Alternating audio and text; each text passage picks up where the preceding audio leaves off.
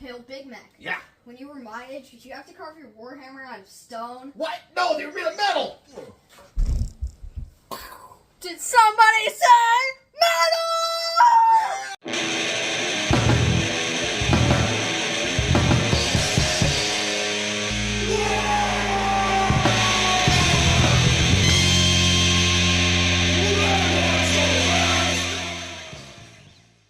Wow! Welcome back to the Real Ones Go Fast. Old Big Mek here, and that's right. In this episode, we are talking about some heavy metal minis. Let's get into it. That's right. For those of you that are unaware, which is apparently the majority of you, Warhammer actually started with metal models. In fact, way back before there was Warhammer, there was Citadel miniatures, and that's what they started making was these white metal models. And they made them for all sorts of things, and then they started making them for minis, like for games, for tabletop war games, and everything exploded from there. Now, in the year 2025, these don't really exist much anymore. We've actually gotten the first new metal models in a really, really long time with the advent of Old World. Games Workshop started by remaking some metal models in metal, which was interesting. And since then, they've actually released some new ones, which is really, really cool. And the reason why it's really cool is back in the day, this used to be the way to build out your armies. Now, Old Big Mek is actually old, and I was there when all of this was happening back in the mid-90s. But metal models stuck around well into the 2000s, maybe even into the early 2010s. So it's actually a fairly recent phenomenon to not have the metal minis. But they used to be a much, much, much larger part of your army. Let me show you what I'm talking about. So in this here, White Dwarf, number 248, for those of you keeping track, Old Big Mek is in this issue. There is a little price guide section thingy here in the back for the mail order store. Now, the mail order store was really cool back in the day because you could actually order anything you wanted, including single minis and stuff. But why I wanted to show you this was these great old ads from the original Codex Armageddon. Like you could see, our boy Yarrick here was a whopping $9.49. And there he is, still looking amazing. But what you would do is you would actually buy these individual figures for your squad. So you could get like a lieutenant or these special weapons guys or these sergeants, and that's actually how you would build out your units. The premise was actually pretty simple. You see, back when everything started, it was all metal minis because these are cast and made a certain way. You use a spin casting system with a rubber mold. So it's kind of this big rubber disc, and it's got the molds in it for all the different figures, and it literally spins in a circle, and metal fills up in it and then cools down, and you peel the two rubber halves apart and take out your metal minis. Plastic minis are entirely different. They're injection molded with like pressurized plastic into these giant metal plates that kind of pop up and down as they put the plastic in and out, and it's very, very industrialized. The metal minis actually take quite a bit of time and manual labor to make. The plastic minis, all of the costs and expenses in making the mold in the first place, but then once you have the mold, you could pop out hundreds of thousands of these things before the mold wears out. So what Games Workshop did back when plastic minis started becoming a thing is they would make your very basic squads. Think about your RTB-01 Beaky Space Marines. They were your basic, like, tactical squad Space Marines. And all of the special parts were metal. Literally, your shoulder pads, even for things like Ultramarines, Blood Angels, were metal shoulder pads, metal heads, metal weapons that you would glue onto these plastic bodies. And the vehicles were like that, too. They would make the basic Rhino chassis, and that's what would come in all of your kits. But then if you were going to upgrade it to be like a Predator Annihilator, for example, it would have a metal turret and, metal add-ons, Blood Angel bits and whatnot. Same thing for the Chimera and the Lehman Russ, the whole nine. That was just how it was done back in the day. The plastic kits were so expensive to manufacture that it just didn't make a lot of economic sense to make a plastic kit for everything. And that included your basic troops. You see, a lot of the basic troops back in the day were all metal squads. Even that Steel Legion squad I just showed you, the basic Steel Legion squad was metal. But you could get plastic Cadians and Catachans. But what you would do is those sets would literally have just the basic troops. If you wanted even something as simple as a heavy weapons trooper or a special weapons trooper, or like I said, a sergeant or a knob or something like that, you would buy it in metal. And that was really cool because what would happen is you would go into your friendly local game store and they'd have their Warhammer section with all the boxes and stuff, right?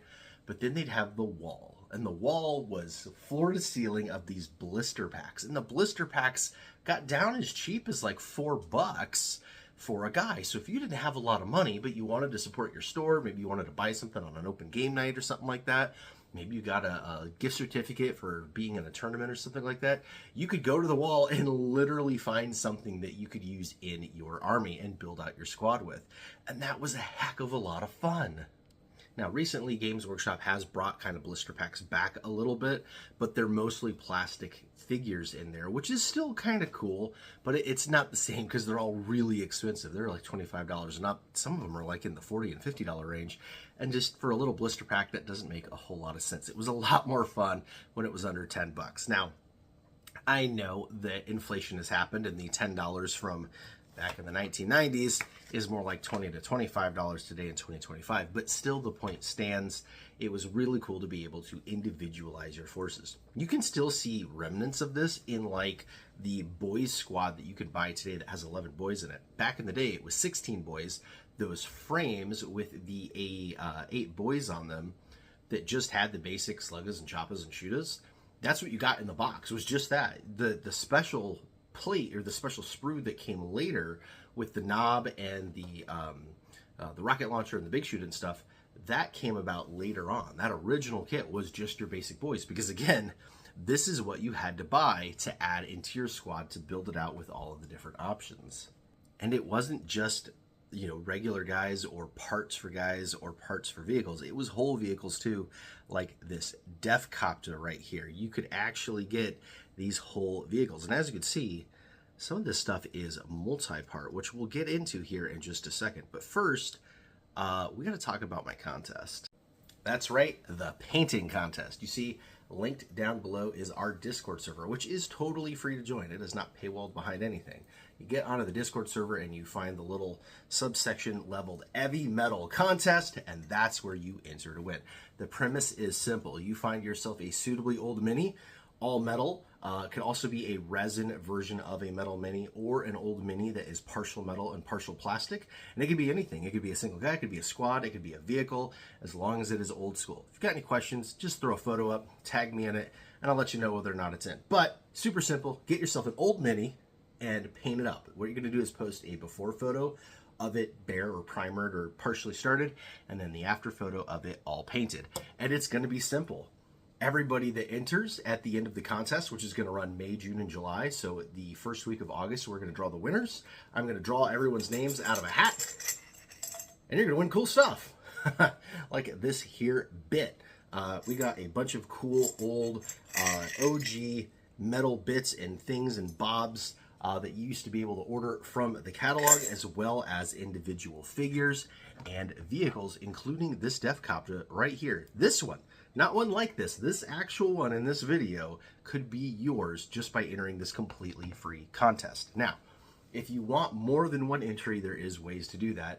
Obviously, as I'm dressed head to toe here in my Red Squig gear, you could get onto our website at theredonesgofasta.com and pick yourself up some super sweet merch.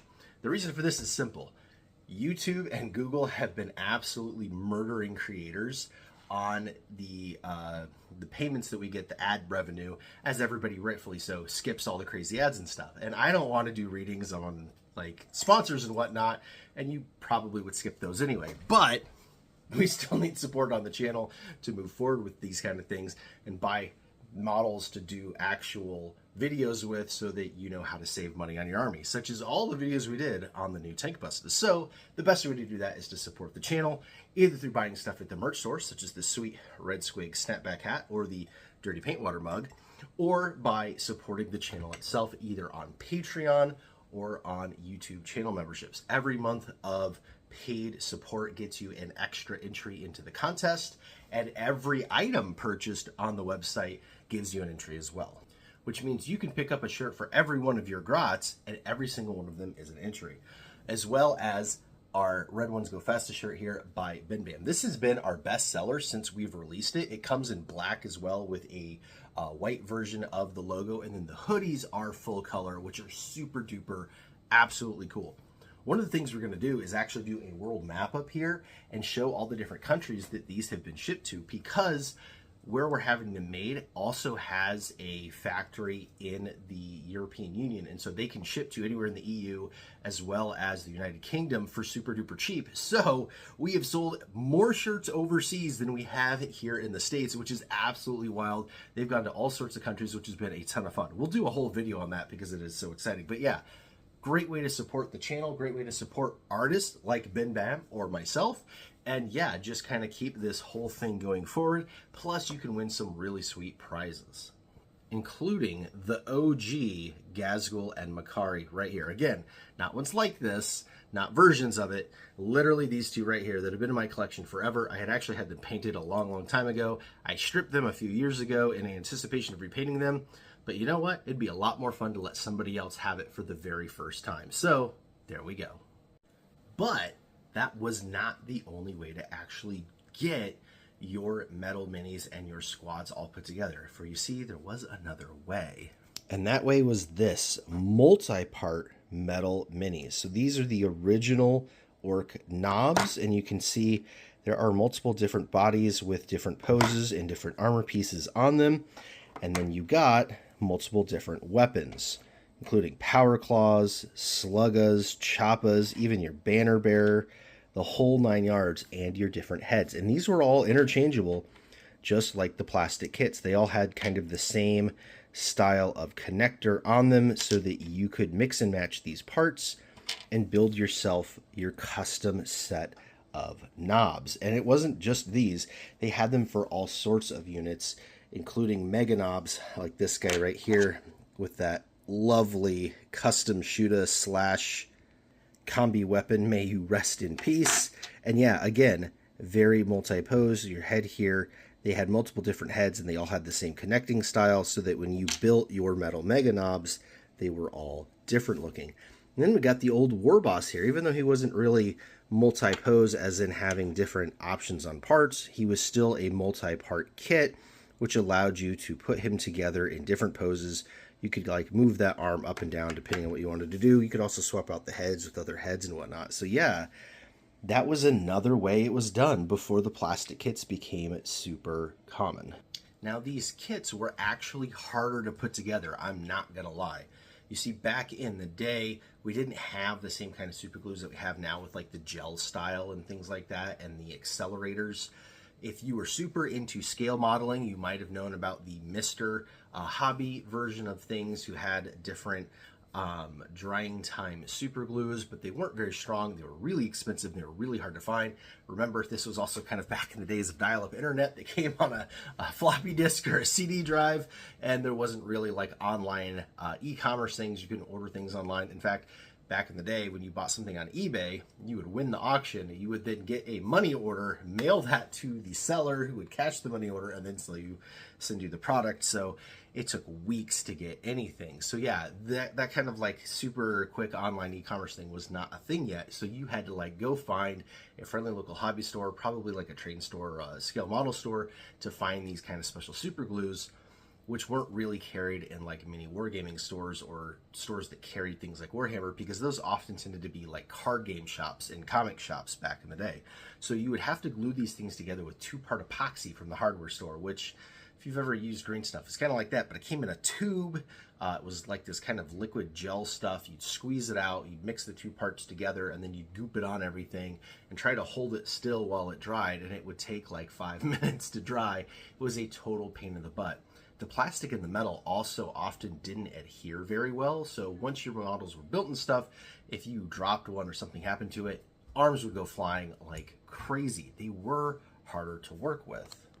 They were also obviously harder to kit bash. And I don't just mean in the like monopose way. I mean, monopose is monopose whether it's plastic or metal, but just your very basics of working with it. When you have a plastic mini, you can cut it apart, scrape it, score it, manipulate it very easily because the plastic is really soft and your X-Acto knife blades and whatnot are really sharp, and it's super easy to cut things apart and do stuff like that. Metal is not like that. You needed kind of specialized serrated saws to get them apart, and it often took away a ton of metal. So as you cut things apart, your pieces would get smaller and smaller, so you really had to watch out for that.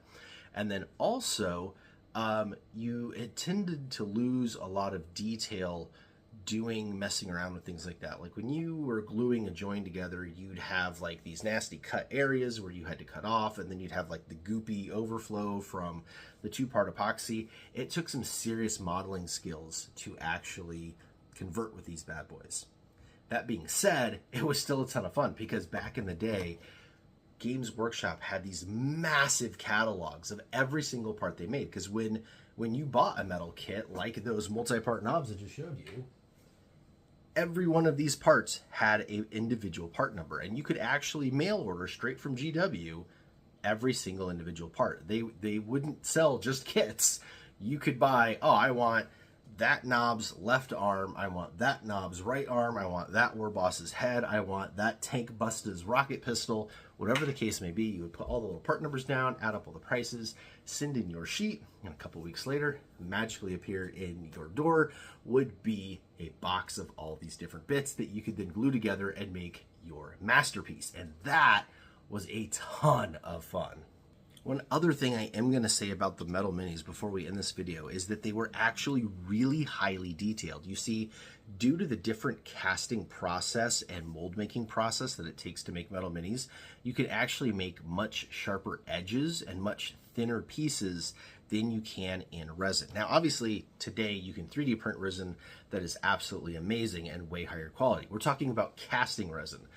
The resin that you actually have to liquefy and pour and cast versus the resin that you can 3D print is very different. As I'm sure those of you that are into 3D printing know, you can get much better results with the printed.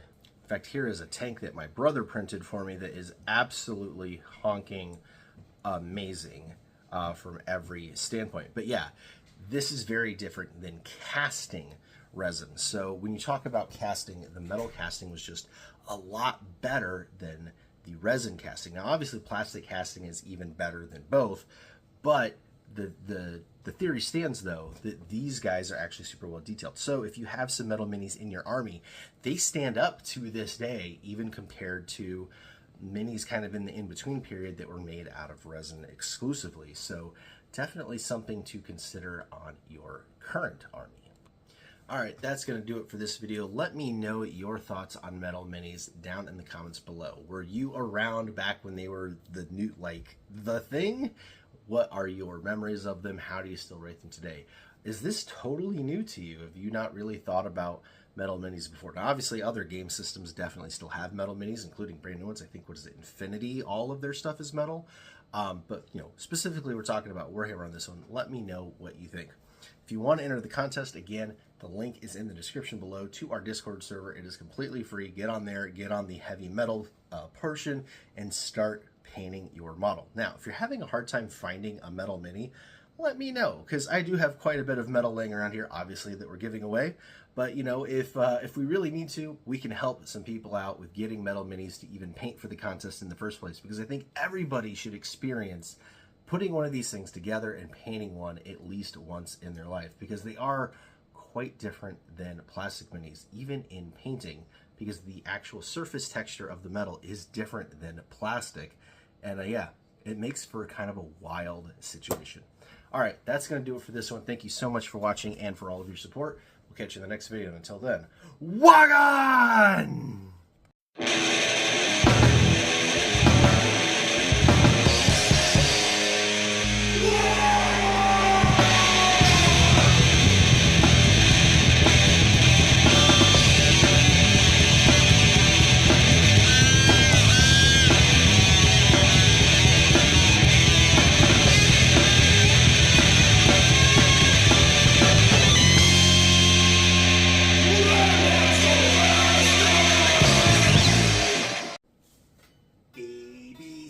Squig, squig, squig, squig, baby, squig, squig, squig, squig, squig, squig, baby, squig, squig, squig, squig, squig, baby, squig. Ah!